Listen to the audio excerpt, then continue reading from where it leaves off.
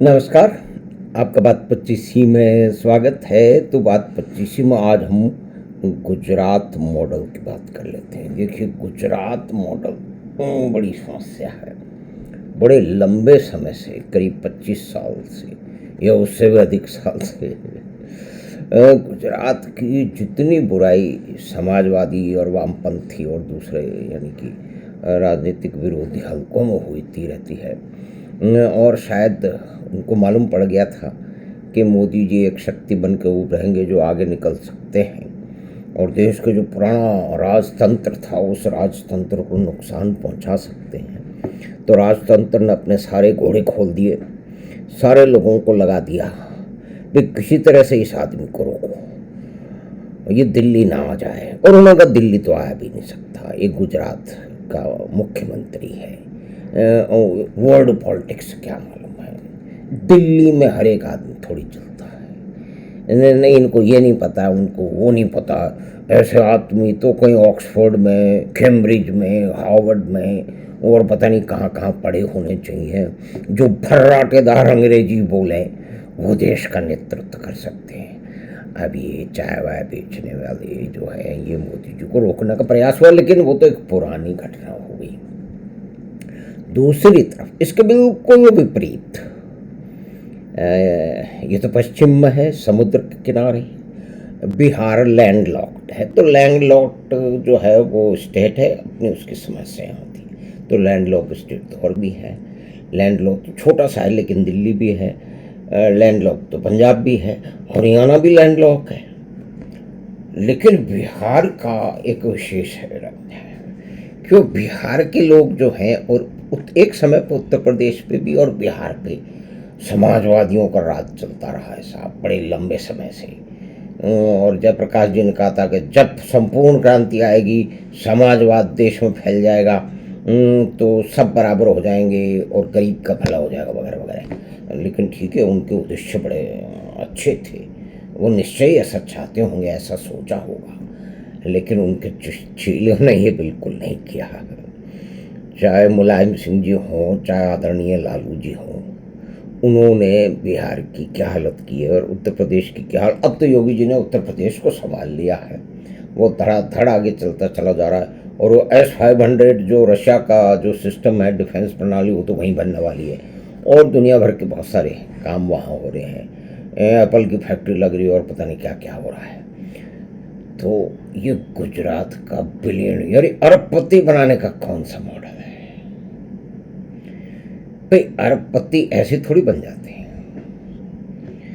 तो लेकिन अरबपति की जरूरत क्या है इस देश में? तो गरीब जी, और उनका ये मानना है कि जितने अमीर बनेंगे, अरबपति बनेंगे, देश की गरीब बढ़ेगी। अब ये अजीब सी बात है भाई, जितने अरबपति होंगे तो वो काम करके होंगे, कोई बड़े बड़े रिश्वतें खा करके और डिफेंस के अंदर वो लेकर के और दुनिया भर के भ्रष्टाचार करके तो कर नहीं सकते ना। काम तो करना पड़ेगा। ये ठीक है कि बहुत सारे बिजनेसमैन बहुत सारे गड़बड़ों में भी पाए जाते हैं, उससे कोई इनकार नहीं है। लेकिन जो बड़े बिजनेसमैन हैं जिन्होंने दुनिया में और देश में अपना डंका जमाया है, एक विशेष परिस्थिति है, जैसे रिलायंस इंडस्ट्रीज है।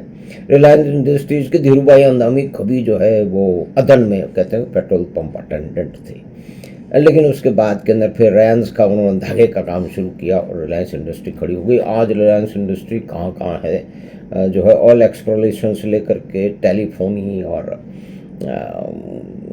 कंस्ट्रक्शन और प्रोजेक्ट्स और टेक्नोलॉजी के क्षेत्र में आगे है। भारत में जो इतनी सस्ती इंटरनेट की सेवा आ रही है, उसका भी रिलायंस को यानी कि मुकेश अंबानी को विशेष उसका वो जाना चाहिए, लेकिन हम देंगे क्यों? तो लेकिन है क्या, इस गुजरात मॉडल की लगातार हंसी उड़ाते हैं। हंसी कौन उड़ाते हैं?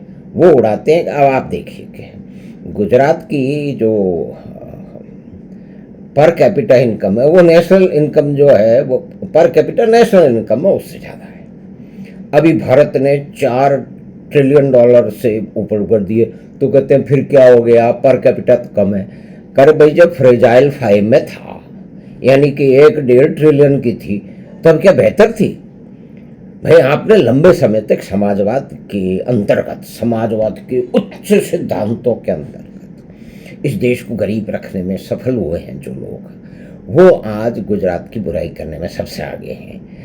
उनको कोई गुजरात का नाम ले दे तो काटने को दौड़ेंगे। आप ये टेस्ट करके देख लीजिए, कोई आदमी जो है वो विशेष विचारधारा का वामपंथी वगैरह हो, उनका साथी हो, और उसको आप गुजरात की बड़ाई करना शुरू कर दिए, वो आपकी तरफ दौड़ेगा, काट लेगा आपको खरीद खरीद।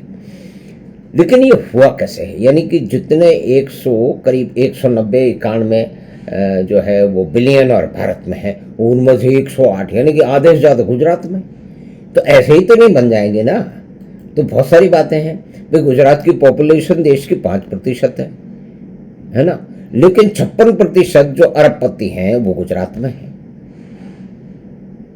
ये आधे से ज़्यादा है। तो ये अपने आप कोई कोइंसिडेंस तो नहीं हो सकता, इसके लिए मेहनत की होगी।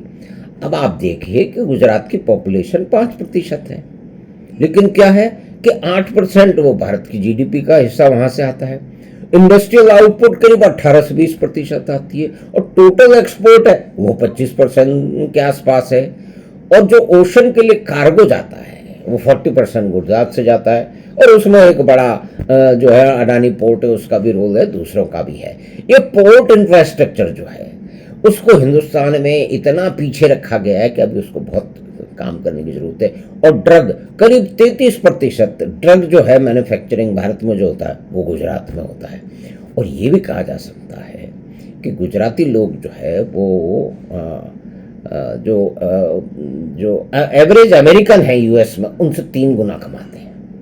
और यहाँ पे बड़े बड़े नाम हैं, मुकेश अंबानी, गौतम अडानी, है ना, और उनकी वेल्थ है वो बढ़ती चली जा रही है, उनके स्टार्टअप हैं। और देखिए आप किस तरह से टाटा फंस गए थे सिंगूर में जाके, वहाँ पे एक आंदोलन करके सरकारें तो बदल दी गई, लेकिन lock stock and barrel Tata motor की फैक्ट्री को सिंगूर से यहाँ पे गुजरात में आना पड़ा। और गुजरात में और किस तरह से पूरा का पूरा इंडस्ट्रियल स्टेट बना है, गिफ्ट सिटी बना है, ये अपने आप में एक महत्वपूर्ण बात है। तो हमें आशा है कि छोटी सी बातचीत जो कि गुजरात पे की गई, गुजरात के अरबपतियों पे की गई, कुछ आउटपुट और जीडीपी की बात हुई, एक्सपोर्ट की बात हुई, तो आपको पसंद आई होगी। तो आप चैनल बात 25 को सब्सक्राइब करें और लिंक अपने मित्रों और परिवार के साथ साझा करें। हम आपसे फिर मिलेंगे बात 25 की अगली बात में। धन्यवाद, नमस्कार।